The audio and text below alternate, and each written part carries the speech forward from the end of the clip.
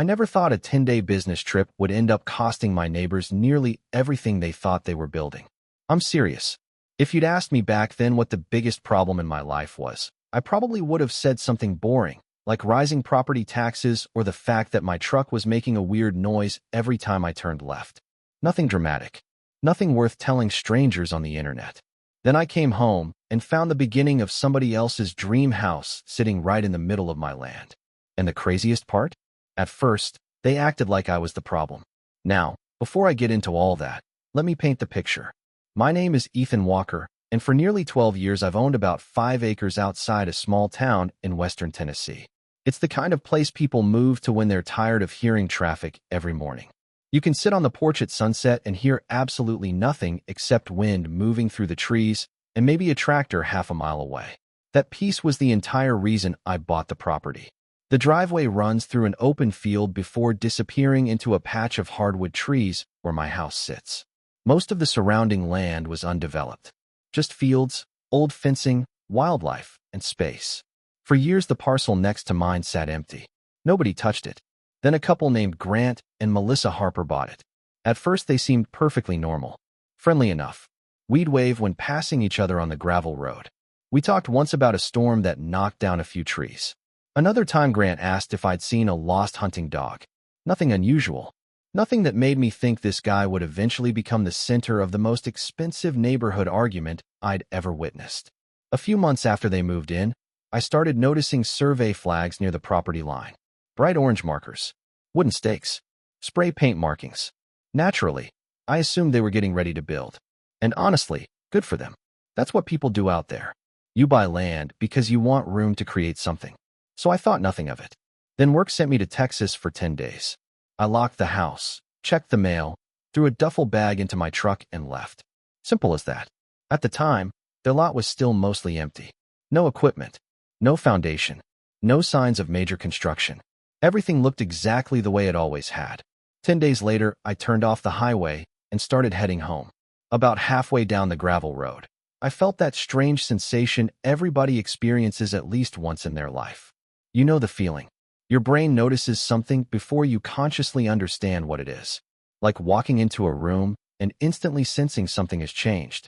I couldn't explain it, but something felt wrong. The first thing I noticed were tire tracks. Huge ones. Heavy equipment had been moving through the area. Then I saw piles of dirt. Fresh dirt. Not naturally disturbed soil. Construction dirt. My stomach tightened a little. As I drove farther down the road, more details came into focus. Stacks of materials. Temporary fencing. Equipment parked near the tree line.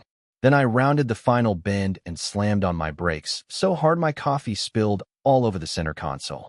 For a second, I honestly thought I was looking at the wrong property. A massive concrete foundation sat near the edge of my field. Freshly poured. Rebar sticking into the air. Wood form still attached. The beginning of a house. I just sat there staring through the windshield. Then I laughed. Not because it was funny. Because sometimes when something is so absurd your brain doesn't know how to process it, laughter is the only thing that comes out. I climbed out of the truck and walked toward it. The closer I got, the worse the feeling became. Something wasn't adding up. I went back to my truck, grabbed my property survey from the glove compartment, and started checking boundary markers I'd installed years earlier. One marker, then another, then another. Each one lined up perfectly, exactly where it should be. By the time I reached the last marker, my heart was pounding. Because there was no confusion, no measurement error, no gray area. The foundation wasn't close to my property line. It wasn't partially over it. It wasn't barely crossing it. The entire thing was sitting several feet inside my land. I remember standing there looking at that slab and thinking the same question over and over. How does this even happen? Who spends tens of thousands of dollars pouring concrete without knowing where their property actually ends? I pulled out my phone and called Grant immediately. The conversation that followed would change everything. And looking back now, that was the moment this stopped being a construction mistake and started becoming a battle. Your foundation is on my property. I tried to keep my voice calm when I said it. There was a pause on the other end of the line. Then Grant laughed. Not a nervous laugh. Not an embarrassed laugh. The kind of laugh people make when they're absolutely convinced you're wrong. No chance, he said. Our contractor measured everything. I looked out at the giant concrete slab sitting in my field. Well, Either your contractor measured Mars, or somebody screwed up. That joke didn't land. His tone changed immediately. Defensive, sharp, almost irritated, like I was accusing him of something unfair. Ethan, we've already spent a lot of money on this. I remember thinking that was a strange response. Not, let me check. Not, that's concerning. Not, I'll call the surveyor. His first reaction was money. I explained that I had permanent markers and a certified survey. He insisted everything had been checked. Finally, he said he'd talk to the builder and call me back. Then we hung up. I expected a call later that day. It never came. 1 day passed. Nothing. 2 days passed. Still nothing. Meanwhile, construction activity continued. Trucks arrived. Lumber appeared. Stacks of framing materials started piling up beside the foundation. Every morning I looked out toward the site and saw another delivery. Every afternoon, there seemed to be even more material. That's when the whole thing stopped feeling like a mistake. It started feeling like a gamble. Somebody had decided I would eventually give up. Maybe they thought I'd sell them the land. Maybe they thought I wouldn't want conflict. Maybe they figured once enough money had been invested, I'd feel pressured into compromising. Whatever the reason, nobody was acting like a person who had just discovered their house was being built in the wrong place.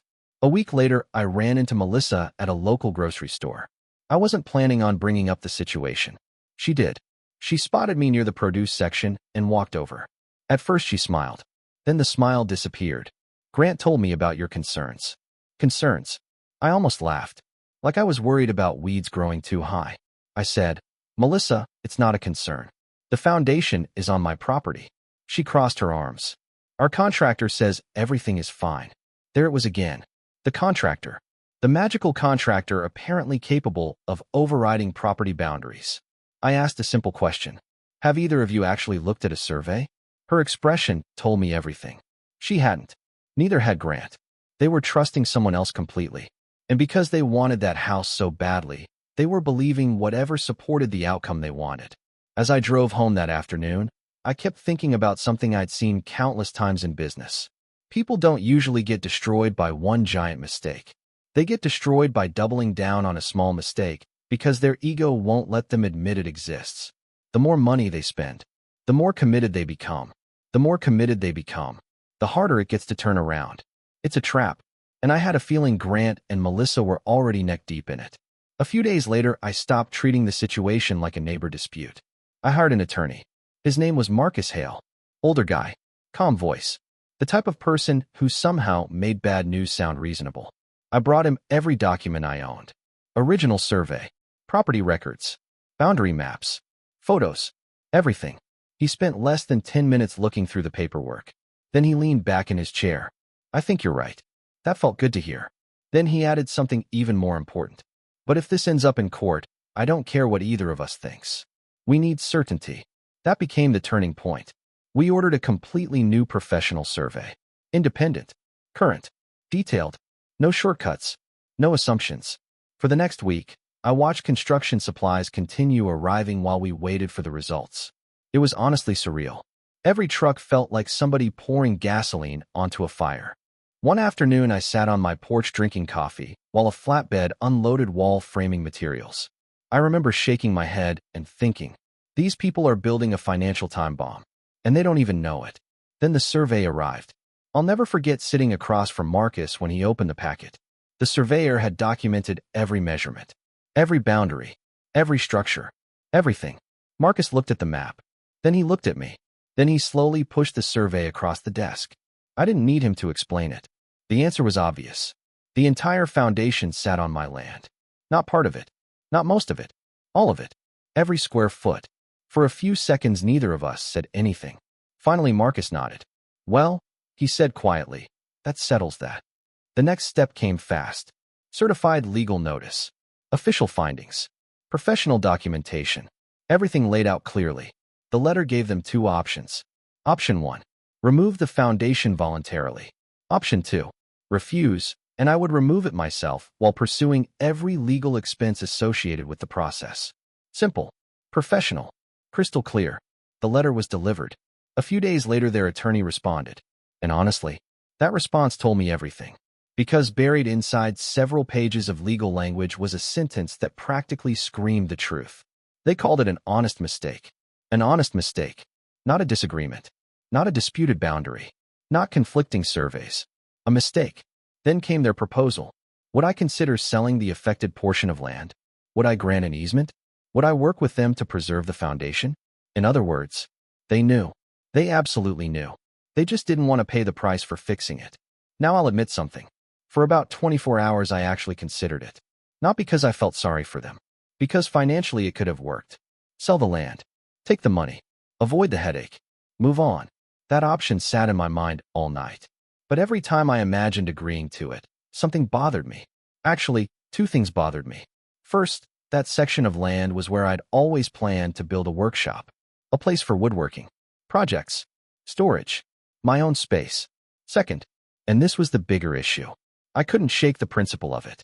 Build first, ask permission later, then pressure the other person into accepting the consequences. That wasn't a mistake. That was a strategy. Maybe not at the beginning, but certainly by now. The next morning I called Marcus. I've made my decision. What are you thinking? He asked. I looked out toward the field, toward the foundation, toward the growing pile of materials.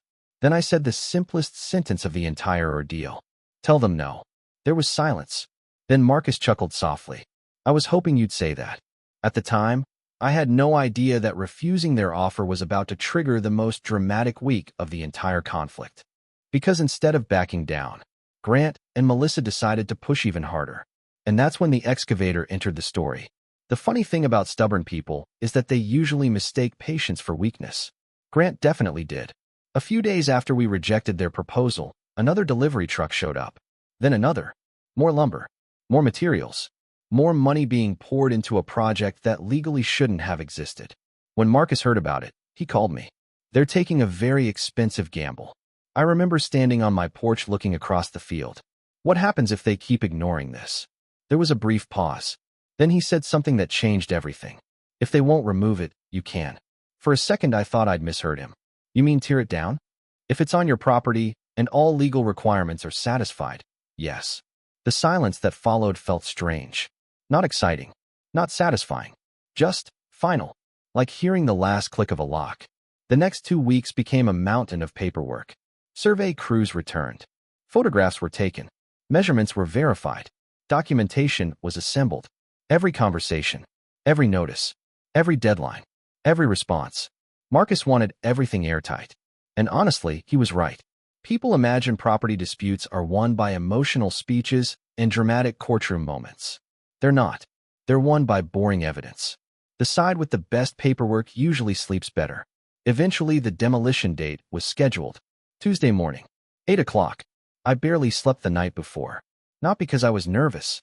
Because I couldn't believe the situation had actually reached this point. At several moments along the way, this could have been fixed. The contractor could have checked the property lines. Grant could have paused construction. Melissa could have insisted on verifying the survey. Their attorney could have advised them differently. Instead, every decision pushed them deeper into the same hole. Tuesday arrived cold and clear. Around 8 in the morning the convoy rolled in. First came the surveyor. Then Marcus. Then the demolition contractor. Then the equipment. An excavator. A dump truck. Concrete breaking equipment. Enough machinery to erase months of expensive mistakes. The entire scene looked surreal. Like a movie set built for a legal drama nobody wanted to star in. Before anything started, Marcus issued one final notice. One final opportunity. One final chance to stop the process. Nothing. No phone call. No appearance. No objection. Just silence. Eventually, the demolition supervisor received authorization. The excavator rolled forward. The operator positioned the breaker attachment above the foundation. Everything became strangely quiet. Then, boom. The first impact echoed across the field. A crack shot through the concrete. Then another. Boom. More fractures appeared. Boom. Another section collapsed. The operator worked methodically. Not emotionally. Not aggressively. Just professionally. Concrete shattered. Rebar twisted free. Dust rose into the sunlight. Truck after truck hauled debris away. As strange as it sounds, standing there watching it happen felt almost symbolic. Every crack represented a decision that could have been corrected weeks earlier. Every broken section represented another warning that had been ignored. By mid-afternoon, the foundation barely resembled what it had been that morning. By evening, it was gone. Completely gone. If somebody had driven by afterward, they would have had no idea a house foundation had ever existed there. The field looked quiet again. Normal. Peaceful. I remember standing there after the last truck left. The wind moved through the trees. Birds were making noise again. For the first time in months, everything felt still. Unfortunately, that feeling lasted less than 24 hours. The following afternoon, I heard an engine screaming down the gravel road. A pickup truck came flying toward my driveway. The driver's door opened before the truck fully stopped. Grant jumped out. Melissa right behind him. Both looked furious. The kind of furious that only happens when reality finally catches up with somebody. "What the hell did you do?" Grant practically shouted the words. I stayed calm. "You know exactly what happened. Our foundation is gone." The wording caught my attention immediately. Our foundation. Not the foundation. Our foundation. As if ownership somehow transferred because they had spent money on it. Melissa started talking over him. "You had no right. You destroyed our future home. You caused thousands of dollars in damages." I listened. Then I handed them a folder. Inside were copies of everything. Both surveys, legal notices, attorney correspondence, delivery confirmations, photographs, timelines, every warning they'd received, every opportunity they'd ignored. The anger slowly drained from their faces. Not completely, but enough. Because deep down they already knew the truth. The following months played out exactly how Marcus predicted. Lawsuits, counterclaims, hearings, arguments, accusations, the usual circus. But once evidence entered the room, things started falling apart for them very quickly. Facts have a funny way of surviving emotional arguments. Property boundaries aren't suggestions. Survey data doesn't care about feelings. Documentation doesn't care who yells louder. The evidence was overwhelming. Eventually, the court issued its ruling. The foundation had been built entirely on my property. The demolition was lawful. The notices had been sufficient. The opportunities to correct the mistake had been reasonable. Most importantly, the financial responsibility belonged to the people who created the problem. Grant and Melissa were ordered to cover demolition costs, survey expenses, legal fees, everything. The irony was brutal. The gamble they hoped would pressure me into compromising ended up costing them far more than fixing the mistake in the beginning. And here's the part that still makes me shake my head. After everything was over, they eventually built their house. A nice one, actually. The difference? This time they built it on their own land. Exactly where it should have been from the start.